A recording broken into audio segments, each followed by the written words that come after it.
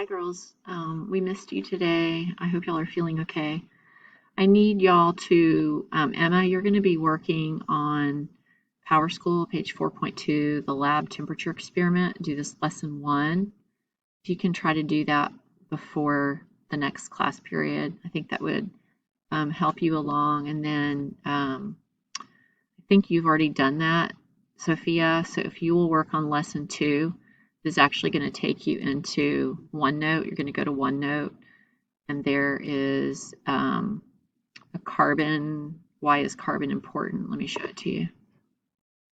It is right here.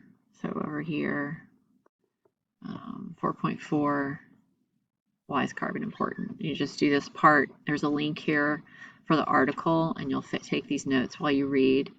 And then this is work that you do in your notebook. So you're drawing out these word descriptions.